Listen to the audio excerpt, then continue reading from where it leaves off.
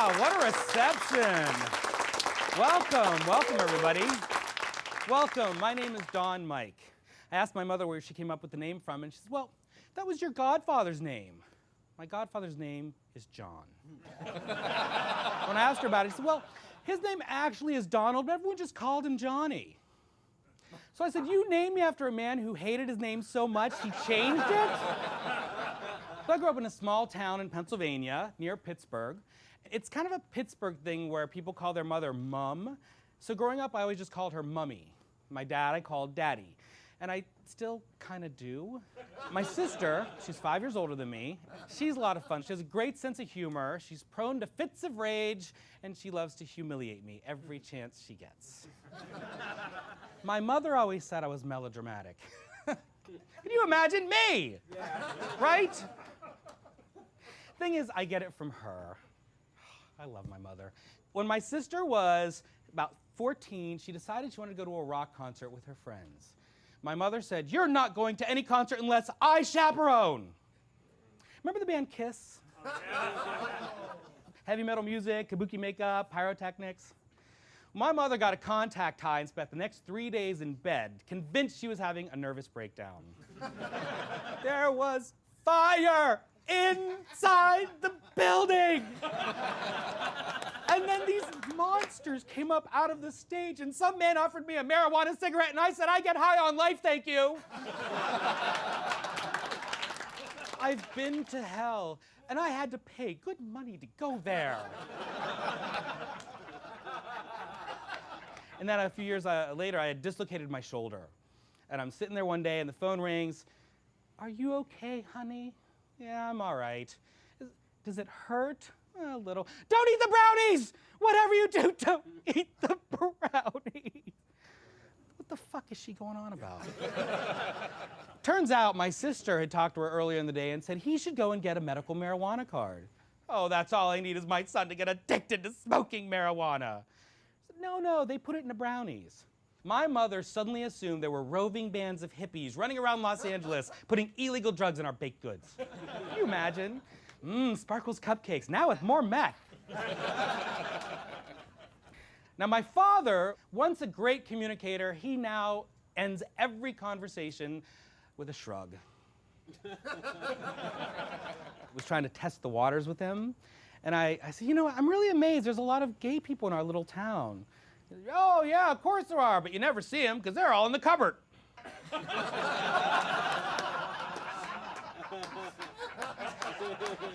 I kind of like the cupboard. I mean, you know, at least there'd be snacks, you know. One time, he was in the hospital, and his friend had sent him a get well card that said, keep an eye out for the head nurse. She's the one with the dirty knees. There you go. See, I knew you'd catch on, right? So we're giggling like little kids, and I look up at my mother, and she's got this perplexed look on her face. I don't get it. My dad said, head, you know, head. What does that mean? Oh. I had to listen to my father explain the concept of giving head to my mother. And he used a word that I had not heard since I was a child. He said, and I quote, head. Head is where the woman licks the guy's pee-pee. Now, I didn't even go into the fact that I had licked a few pee-pees of my own. But my poor mother just sat there, and she was sort of really quiet and then almost erupted with, that's disgusting! And I looked at my father and I went, I'm so sorry.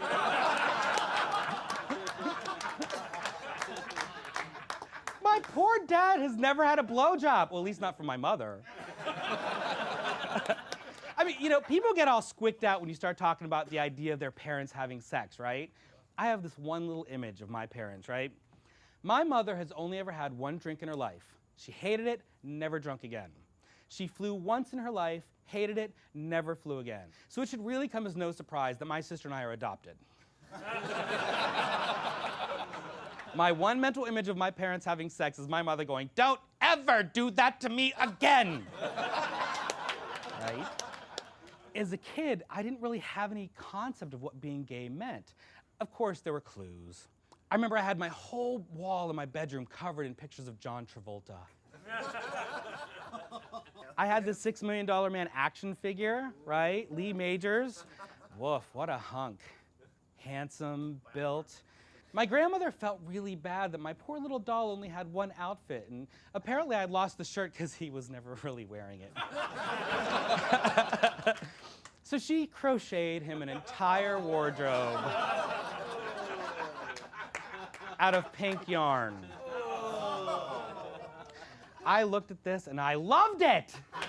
You know, looking back, I thought I had the world's first gay Bionic Man doll. I wish I still had that. That'd be great. But see, I had no concept of what being a gay person meant. I didn't really have any role models. I didn't really know anybody that was gay. And then when I went to school, there was this one kid in high school. His name was Brian. Tall, redhead, lanky, kind of socially awkward, you know, like we all were at that age.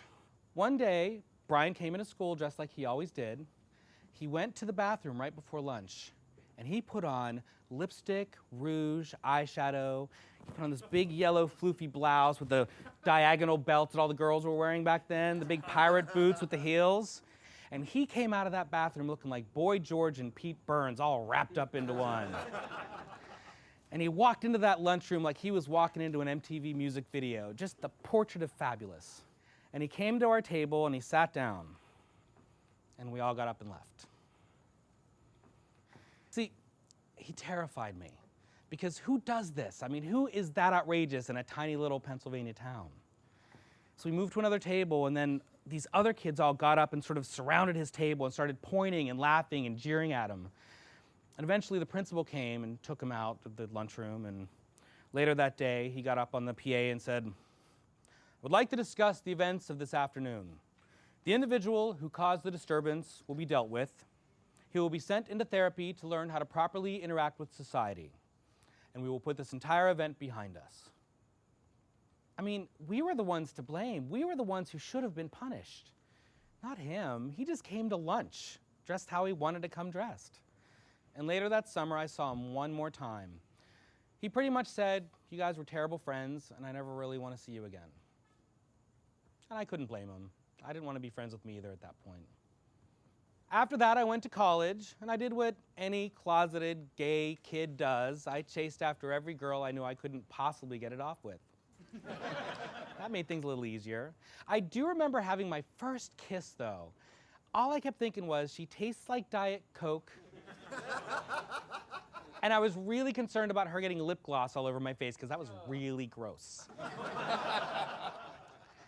But it wasn't until after college, and I moved into the city of Pittsburgh, and I went to the Rocky Horror Picture Show. Right?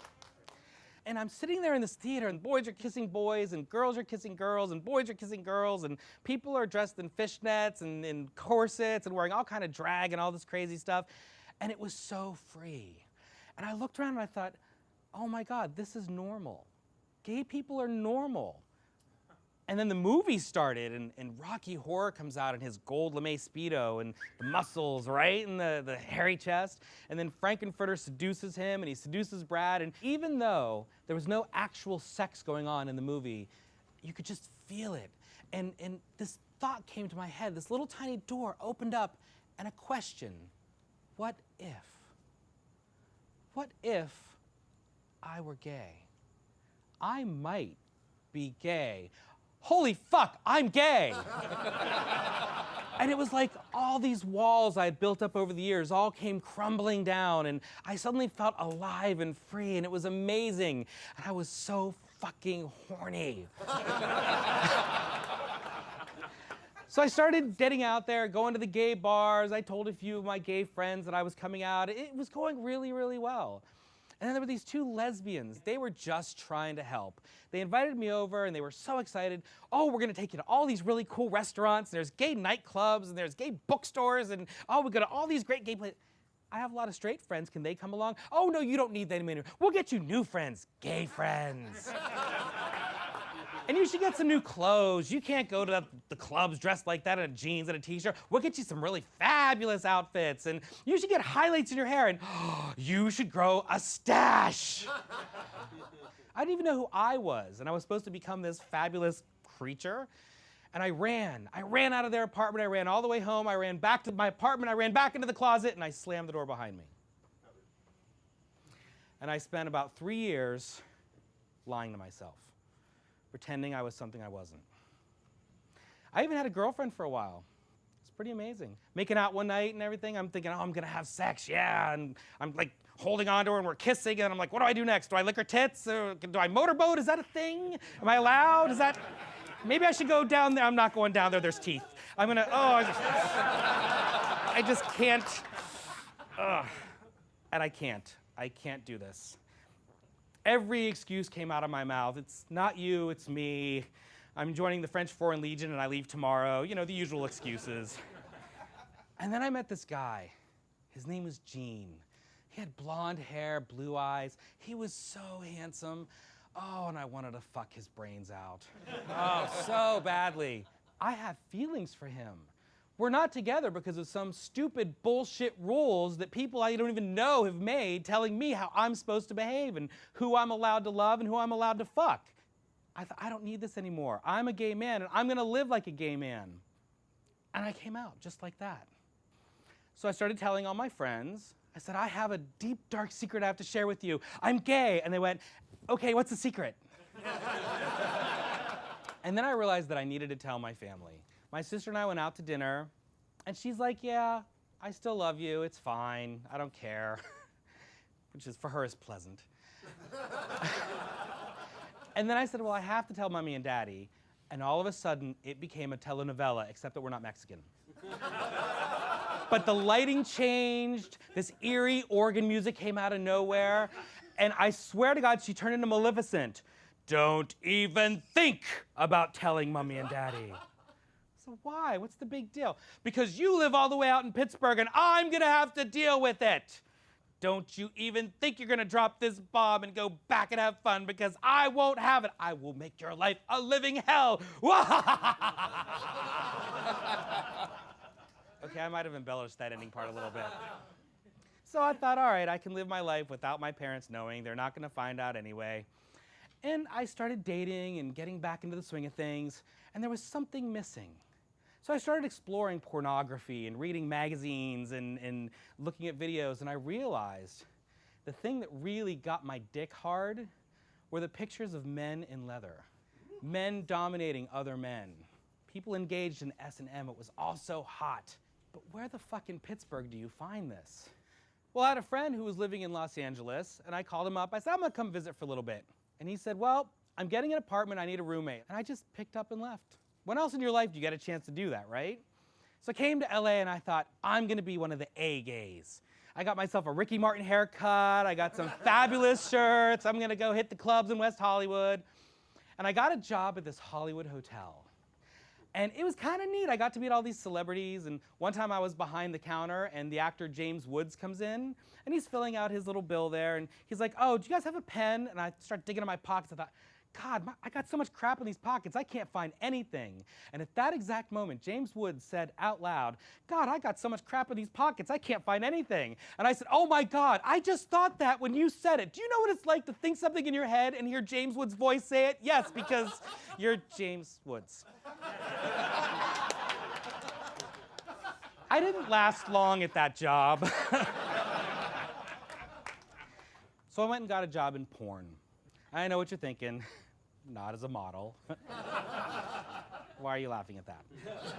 It was a great job because I could be myself. I started exploring the LA gay scene, and I found there were bars where people dressed the way they did in my fantasies. There were bars where people dressed in leather S&M gear, and they were doing things that used to get my dick hard in all of those pornos I watched. And what's better is when I went to those bars, I got to do these things that the men in those videos did. I was actually out there living out my fantasies and hanging out with leather guys. And I became a leather man. I found community. I found tribe. I found friends, and I found people who knew me better than I knew myself. And people who I could share my deepest, darkest fantasies with, and my deepest fears. And it was all okay, because they understood me in ways no one else had before. So when I discovered the leather community, I found home. I got really involved, started doing a lot of volunteer work, and it was really, really amazing. All through this, I kept thinking, maybe I should tell my family. You know, even though I'm so far away, they should know me. But I kept saying, there's always tomorrow. And then one day, there almost wasn't one. I'd come home from work on a Friday with a little bit of a stomach cramp. It turned out my appendix had been dying inside my body and had caused a huge infection. So they rushed me into the emergency room and they took out the appendix. And I remember laying there in the recovery room, shivering because my fever was so high. And this little old lady was putting blankets on me. And I overheard somewhere behind me these two nurses talking. What does she think she's doing? If his fever gets any higher, he's gonna die. Well, if he dies, it's gonna be on her watch. Let's go get some lunch. I was gonna die because of a shift change. And then I heard the voice of an angel. And he said, we need to get that fever down. I'm here to take care of you. And I looked up, and the most gorgeous Latino male nurse with rippling muscles and a handsome face. Now, keep in mind, my fever was so high, he probably looked like a potato. But this is my vision, and I'm sticking to it. I looked up, and I said, baby, I will do whatever you want me to do. He said, I'm going to pack you in ice. I said, baby, you pack me. I'm just going to lay here. So he packed me in ice, and he stayed with me throughout the night until the fever came down. And at one point, I looked up, and I said, my head is hurting so much. Is there anything you can give me? And he said, I'd love to, but your stomach is empty from the operation, so I can't give it to you orally, so I'll have to give it to you anally. It was Christmas time, and I had to cancel my trip back east, and my family came out to take care of me. My sister flew and was there the very next day. Now, we all know my mother doesn't fly, so Mommy and Daddy took the choo-choo. And Christmas Eve, we all went to church together. And my sister leaned over and said, did you have that little coming out talk with Mommy and Daddy yet? I said, not yet, but I know it's coming. Well, you don't need to. I told them already. What? Yeah, Mommy asked me, and what was I going to do, lie? So I told her. Well, when did this happen? Oh, 2 years ago. The choir stopped singing, the music stopped playing, everything got completely quiet. I went, you bitch. And I swear to God, bitch echoed through the church. Bitch, bitch, bitch, bitch. I was robbed of my coming out experience. You don't know, I had a whole arsenal ready to go. I was gonna wait for the tears, and then I was gonna say, yes, it's your fault. You should have let me have the Playboys when I was 16. John Travolta posters, really? Gay Bionic Man doll. What were you thinking? I had it all ready to go. Robbed. So later on, we had this conversation, and I said, yeah, I know that you know. You know, it's not what we wanted for you, but I still love you. We'll never stop loving you. And I looked at my father, and he went, About a year later, when I did go back for Christmas, I was at one of my old bars I used to hang out with, Lucky's. I brought this little flyer back for their New Year's Eve party, and I left it on the kitchen table. In the morning, my dad's looking at it, like, look at that. They got music and dancing, free buffet, and a champagne toast at midnight. We should go here instead of the church. My mother said, don't you be ridiculous. And I said, Dad, that's not your kind of bar. This is my kind of bar. But they've got a champagne toast at midnight. Finally, I was able to just let loose. I had told my parents, everybody in the universe knew I was gay. I didn't have anything to worry about. And then I got an invitation to my 25th high school reunion. Growing up, there was always these sitcoms where one of the characters was going to their reunion and they would look at their life and not be really satisfied, so they would hire a hooker to pretend to be their wife, or they would get their friends to act like they're rock stars. And I realized I didn't have to do that. Because, I mean, I'm fucking awesome. You know? Right. I mean, I live like a rock star without the money and the blow. But I have such a love for life. I thought, okay, so I can do this. I'm going to go to my high school reunion. And you know what? I didn't go to my high school reunion wearing a suit or a dress shirt. I went to my high school reunion in leather. Because I realized that I was going to have to do this on my own terms. I did not step out of my comfort zone. I brought my comfort zone with me. So I walked into that reunion like I was walking into an MTV music video. It was a little anticlimactic. Really. I mean, there was no fighting, there was no drama, there was nobody screaming. It was just a bunch of adults having cocktails. It was really nice. And then I noticed on one of the walls was a memorial for the kids that weren't there anymore. And there was Brian. He had died a few years ago, and I knew that. I knew I wasn't going to see him. But seeing his picture there, I realized that I was a complete idiot. See, he realized all those years ago what it had taken me 25 years to learn. You have to love yourself enough to be yourself 100% without apology all the time, no matter what anybody thinks of you.